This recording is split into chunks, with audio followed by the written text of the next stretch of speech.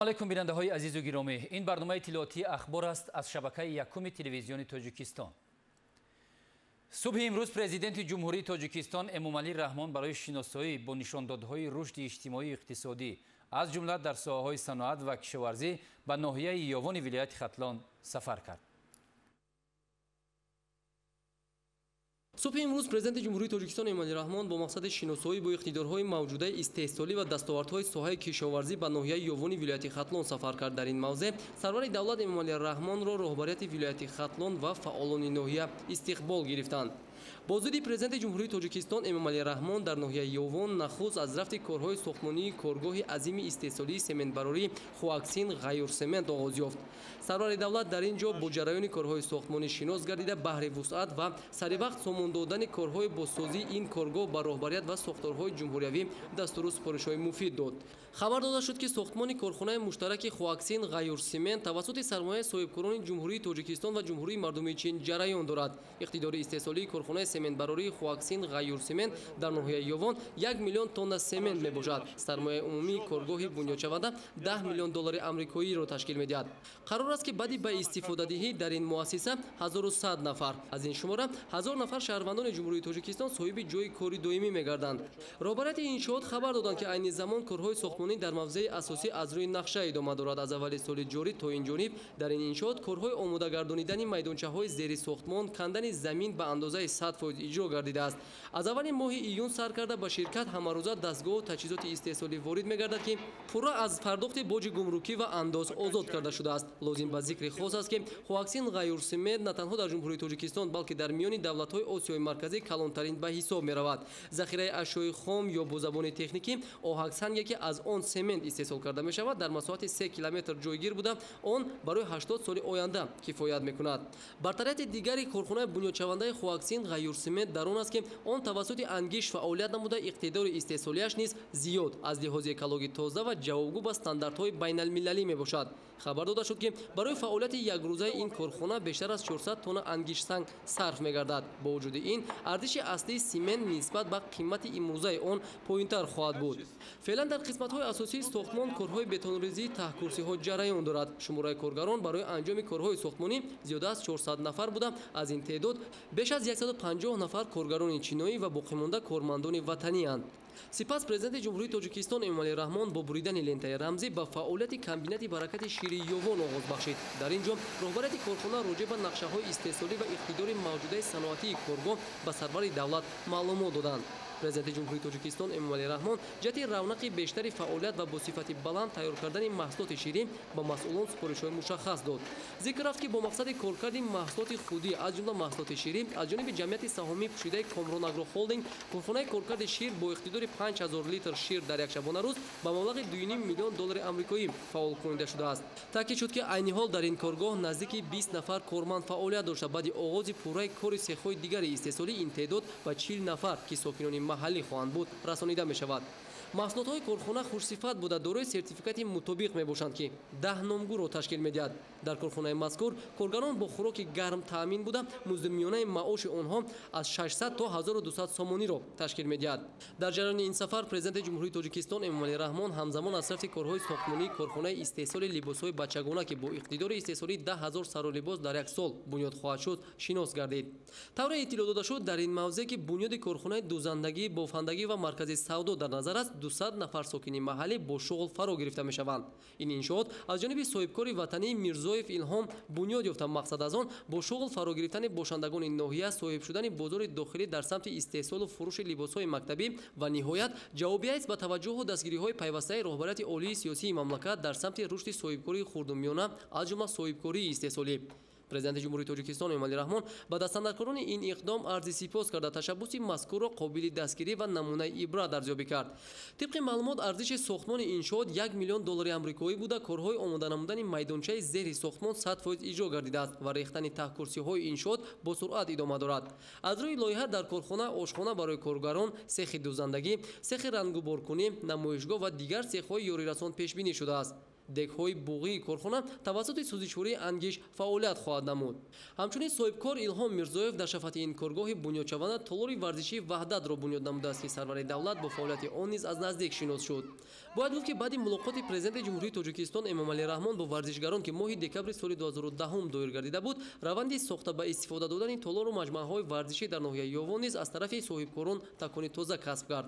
мавриди баҳрабардории қарор гирифтани ин толори варзишӣ, ки бо таҷҳизоти замонавӣ, шароити мусоиди машқу тамрин омода шудааст, идомаи татбиқи дастуру супоришҳои сарвари давлати Тоҷикистон дар самти тарғиби тарзи ҳаёти солим миёни наврасону ҷавонон мебошад.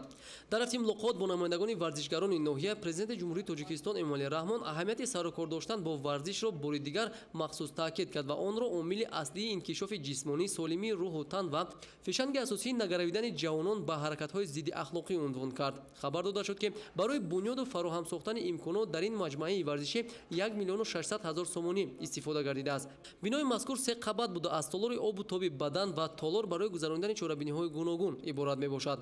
алҳол дар толорҳои мазкур зиёда аз 300 нафар ҷавонон аз рӯи намудҳои гӯштини самбо, дзюдо ва теквандо машғули тамрин мебошанд, ки нозукиҳои соҳавиро ба варзишгарон 14 нафар устодон меомӯзонанд. дар ин рӯз сардори давлат Эмомалӣ Раҳмон ҳамчунин бо буридани лентаи рамзӣ ба фаъолияти корхонаи равғанбарорӣ дар ноҳияи Ёвон низ оғоз бахшид ва ҳамзамон бо ҷараёни фаъолияти корхонаи нафтасиз шинос шуд. аснои боздид аз ҷамъияти саҳомии шакли пӯшидаи ато ба президенти ҷумҳурии Тоҷикистон иттилоъ дода шуд, ки корхона барои истеҳсоли равғани растанӣ ва кунҷора пешбинӣ шуда, он бо сарфи беш аз $2.1 млн амрикоӣ сохта бо таҷҳизоти муосир муҷаҳҳаз шудааст. иқтидори корхонаи мазкур коркарди аз 80 то 100 тонна чигит дар як шабонарӯз мебошад. баъди ба фаъолият шурӯъ намудани он, аллакай 120 нафар аз ҳисоби сокинони маҳаллӣ соҳиби ҷойи кори доимӣ гардиданд, ки бо шароити мусоид ва маоши хуб низ таъминанд. дар рафти шиносоӣ бо имконоти техникиву иқтидори истеҳсолии ин корхонаи равғанбарорӣ сарвари давлат дар самти истеҳсоли босифати маҳсулот ва дар ин замина таъмини бозори дохилӣ дастуру ҳидоятҳо дод.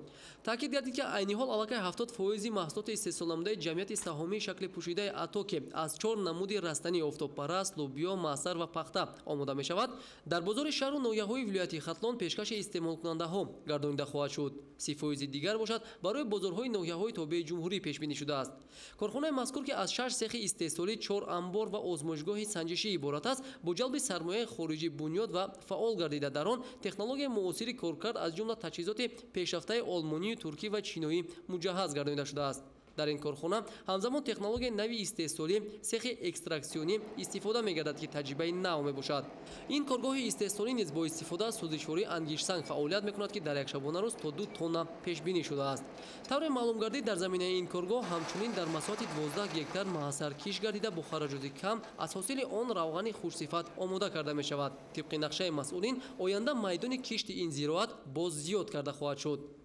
тавре маълум аст, ноҳияи Ёвон яке аз минтақаҳои аграрии мамлакат ба шумор меравад. ин аст, ки потенсиали кишоварзии он дар сатҳи вилояти Хатлон қобили таваҷҷӯҳ буда, марзгарон дар ин минтақа ҷиҳати истифодаи оқилонаи замин аз имконоти мавҷуда самаранок истифода мебаранд.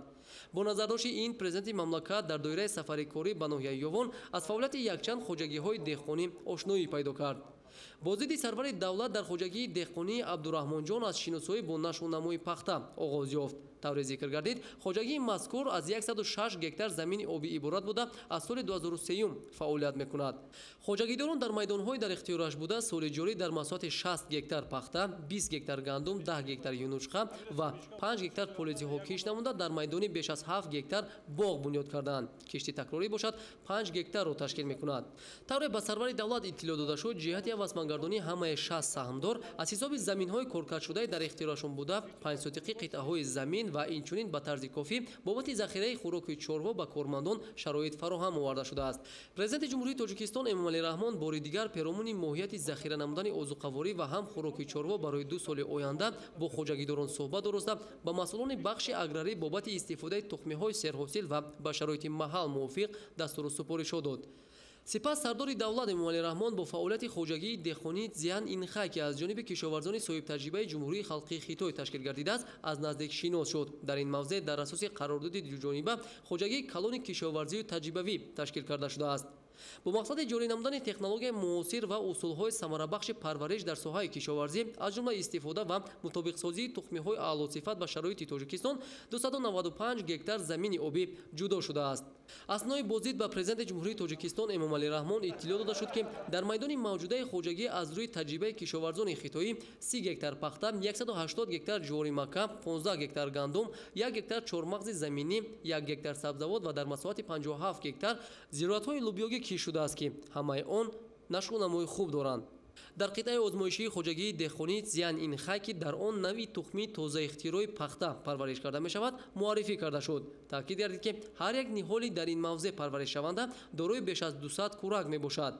тибқи иттилои масъулин аз заминҳои пахтаи ин хоҷагӣ ки аз рӯи технологияи зери плёнка нигоҳубин карда шудааст то 6 сентнери ҳосил гирифта мешавад. ҳосили интизории майдони ҷуворимакка бошад то 90 сентнерро ташкил медиҳад. бо мақсади коркарди сифатноки заминҳо хоҷагӣ дорои техникаҳои гуногун тамғаи кишоварзӣ низ ҳаст. имрӯз сарвазири ҷумҳурии Тоҷикистон Оқил Оқилов бо ҷараёни корҳо дар сохтмони нақби шаҳристон шинос шуда, бо иштироки масъулин ҷаласаи кори